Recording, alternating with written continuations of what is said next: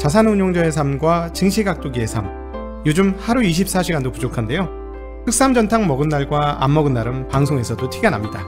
잃지 않는 건강 흑삼전탕. 자, 오늘도 한 포 마시고 시작하겠습니다. 독이마을 분들도 이제 흑삼전탕으로 설계하세요.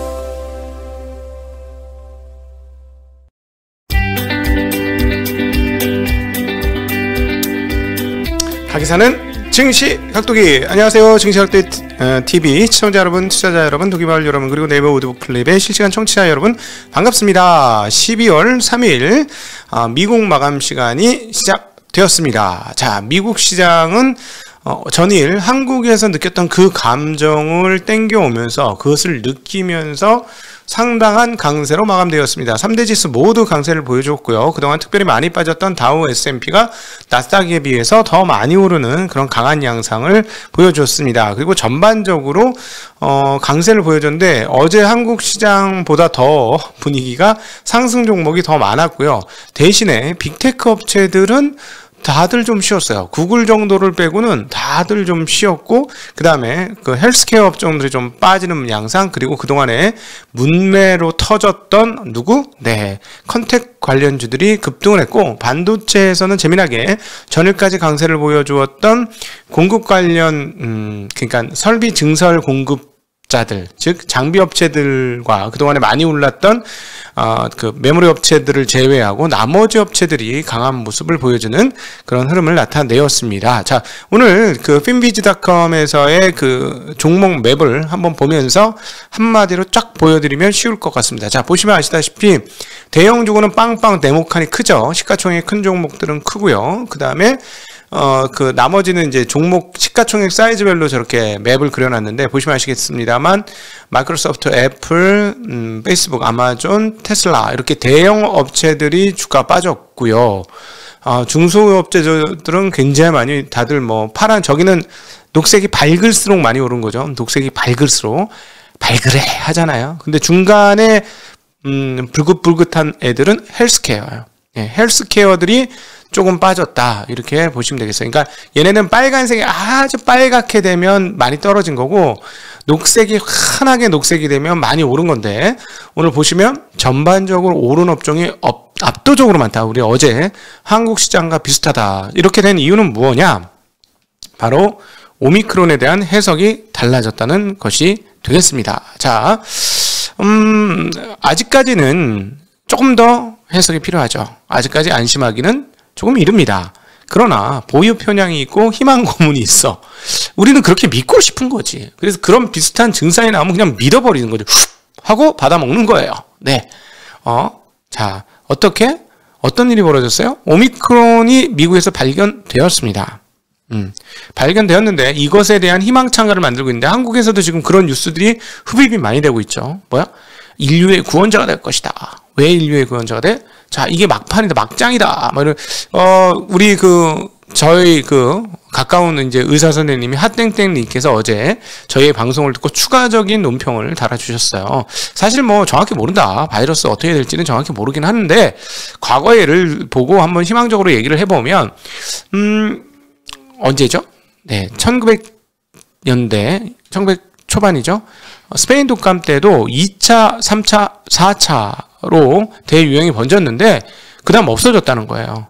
그러니까 회를 거듭하는 대유행이 벌어지고 나서 종식이 되었다는 것이죠. 그거는 무슨 말이에요? 그러니까 사람들의 면역체계가 형성되었다라는 그런 것이 되겠죠. 자, 그래서 어제 우리 보유 편향 강력하게 발휘하면서 오미크론이 괜찮을 거야. 이게 진짜 마지막 3열 이제 인류와 동행하는 바이러스를 향해 가고 있는 거야 라는 것이 한국 시장에서도 반영됐는데 미국에서도 그대로 반영됐습니다. 이 내용은 이렇습니다. 뉴욕시에서 미네소타에 방문한 성인 남성이 있었는데 그 사람이 이제 걸린 거예요. 그래서 그 사람의 검체에서 오미크론 변이가 발견됐다. 이 남자는 코로나19 백신 접종을 마쳤으나 이것과 관련된 코비드-19과 관련된 경미한 증상을 보여서 24일 검사를 받은 결과 오미크론 변이 감염자로 판정이 됐다라고 하는데 이제는 더는 증상을 겪지 않는 것으로 알려졌다. 아니 우리 이제 앞에 있는 내용은 안 들어오고 갑자기 뒤에 한 줄 딱 귀에 머리에 빡 박히지 않아요? 이제 더는 증상을 겪지 않는 것으로 알려졌다. 오미야? 오미크론이 옴미? 정말이야? 뭐 이런 분위기가 되는 거죠. 일단 이거는 보유 편향이라고 보시죠. 우리 항상 투자를 하는 사람들의 입장에서는 자기에 대해서는 냉정하고 보유에 대해서도 냉정하고 엄격하려고 노력해야 되고, 또 하나 이번 장에서 우리가 다시 한번 느꼈습니다만은 장기적으로는 경제가 좋아질 거라고 긍정적으로 태도를 가져야 돼요. 약간 앞으로 숙인 자세, 좋아질 거야 라는 좀, 그리고 좋아졌잖아요. 그리고 인류가 발전해 왔고, 그 다음에 이 주식이라는 건 뭐냐면 산업 사이클과 관련되어 있는데, 산업 사이클은 정말 무자비하게 발전을 했지 않습니까? 엄청나게 발전. 이제는 인간을 완전히 도태시키거나 소외시키는 정도 수준의 자동화 수준에까지의 발전이 이루어졌잖아요.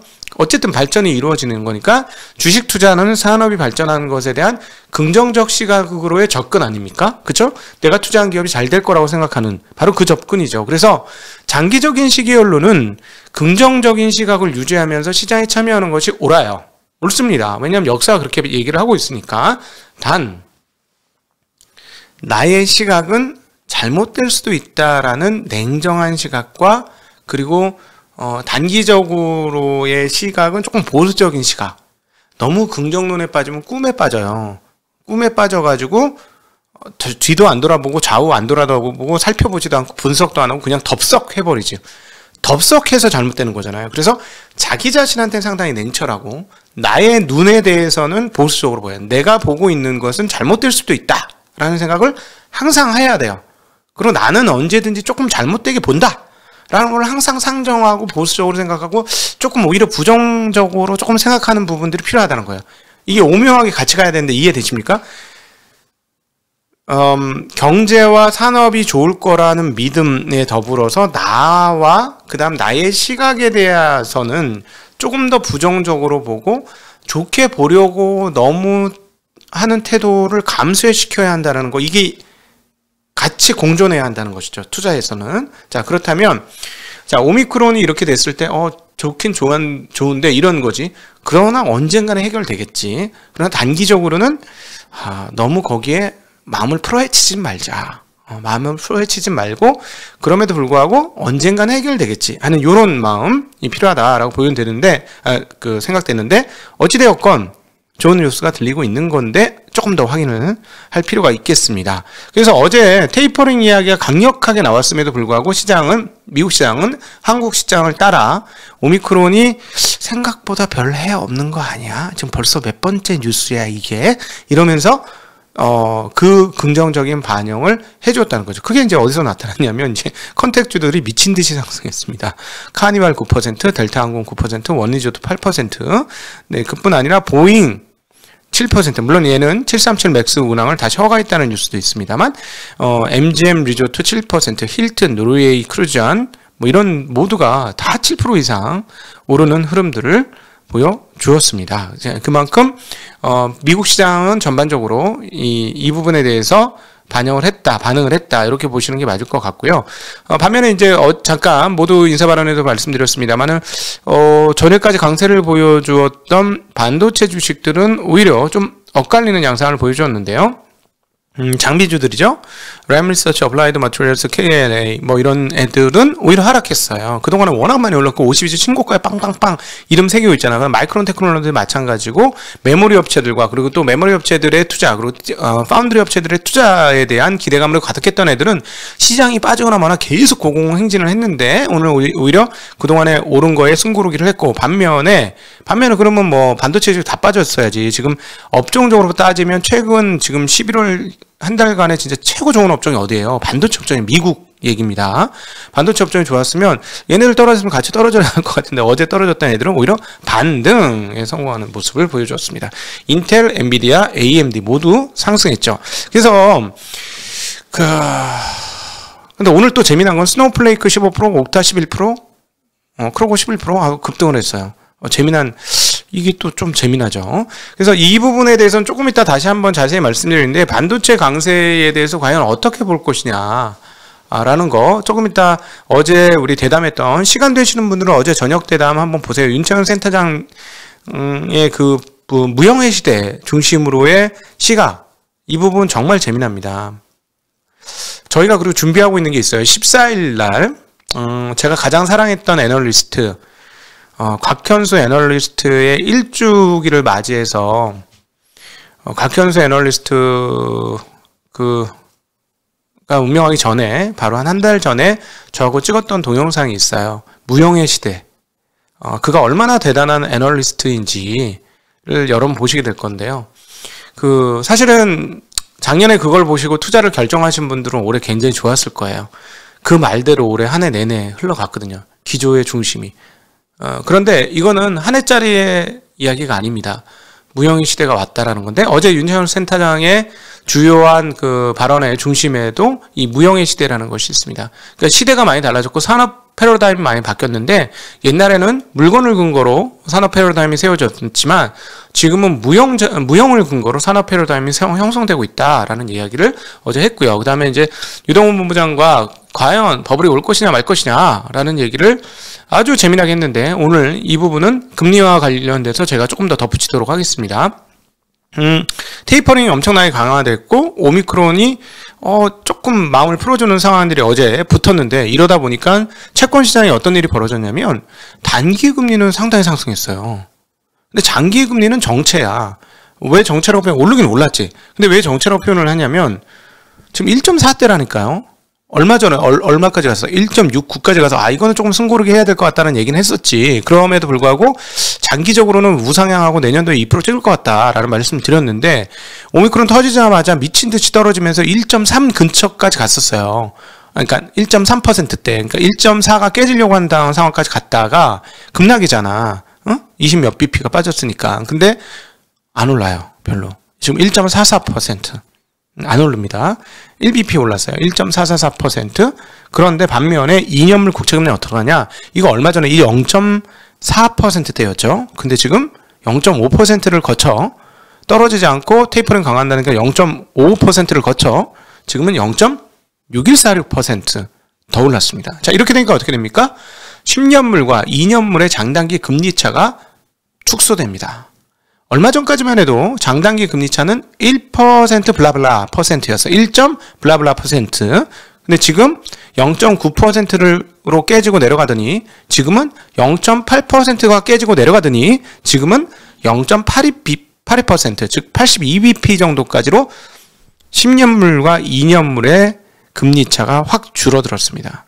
자, 여기서 어제 이 부분의 데이터 진짜 좋다라고 제가 생각을 했었는데 우리 동원참치 유동원 본부장님 뭐라고 말씀하셨냐면 과거 닷컴 버블 시절에도 그런 현상이 있었다라고 하면서 80bp 수준에서의 장단기 금리차가 상당히 유지되었다라는 얘기를 하죠. 96년, 97년, 98년 그러면서 그게 이제 조금 더 축소되었다. 그러다 이제 뒤집어서 이제 99년 넘어가면서 장단기 역전이 되었는데요.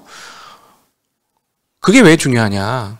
야, 장단기 금리야 역전되면 재앙이 온다면서 김땡땡님께서는 그렇게 말씀하셨잖아. 장단기 금리 역전되면 난리가 난다고.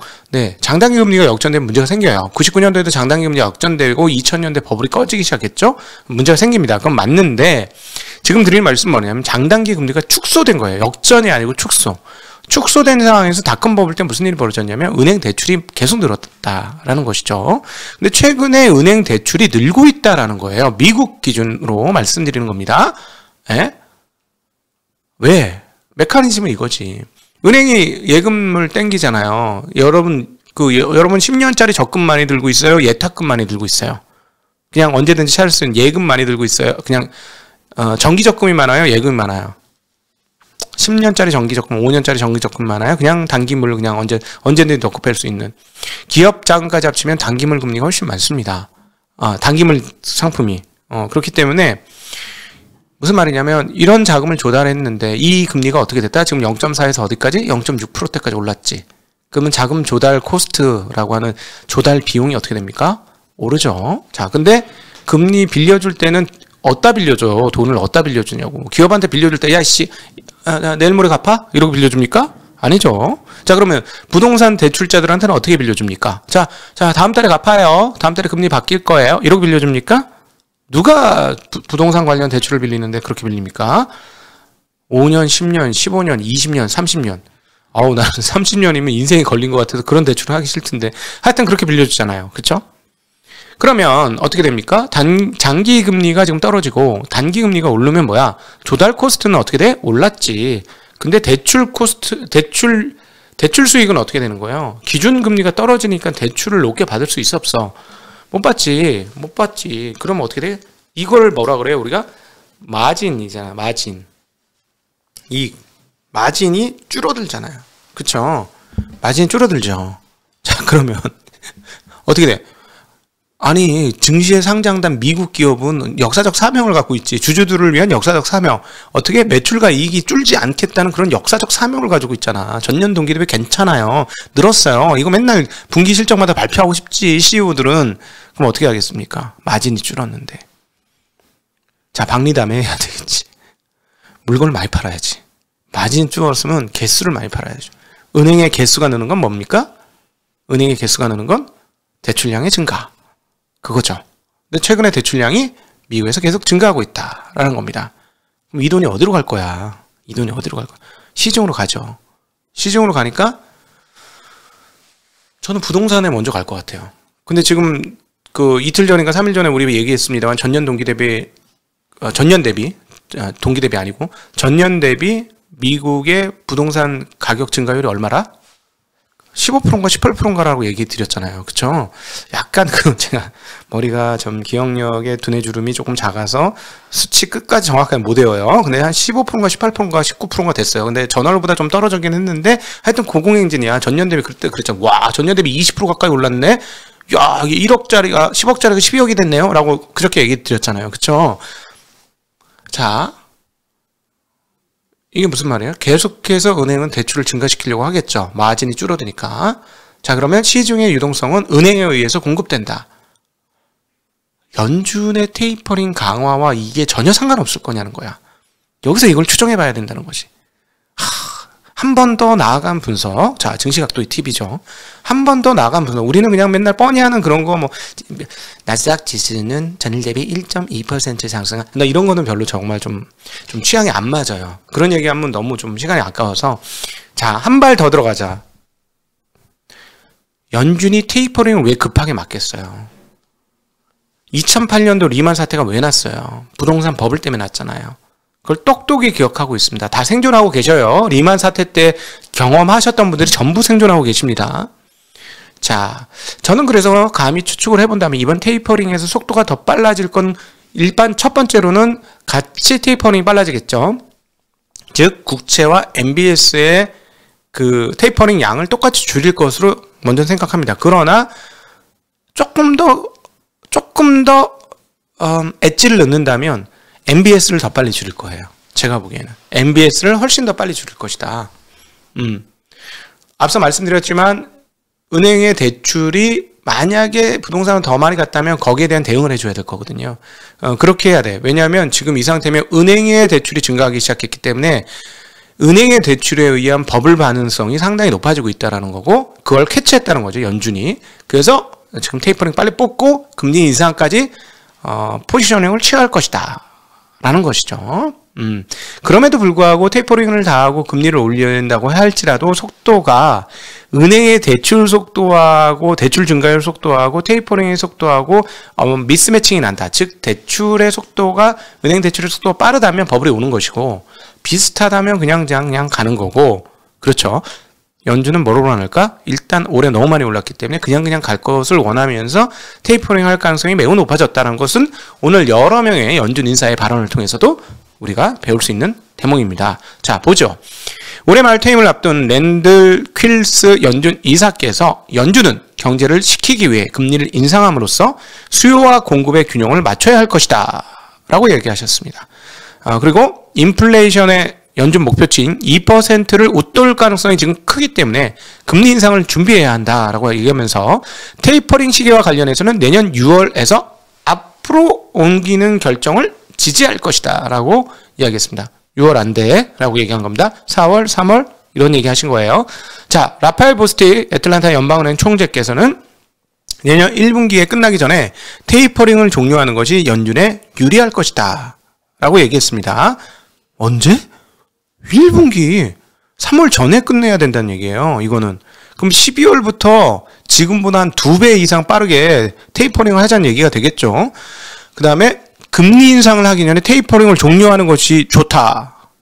이게 무슨 말이에요?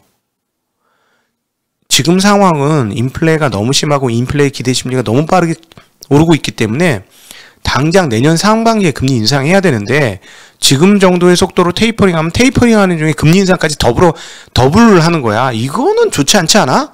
그러니까 그 전에 테이퍼링 좀 끝내 라는 아주 강력한 이야기를 하신 거죠. 자, 그리고 현재 인플레이션 수준은 우려의 근원이다 라고 얘기했고, 목적을 달성한 테이퍼링을 줄여야 2022년에 금리 인상을 위한 더 많은 선택지를 갖게 될 것이다 라고 이야기했습니다.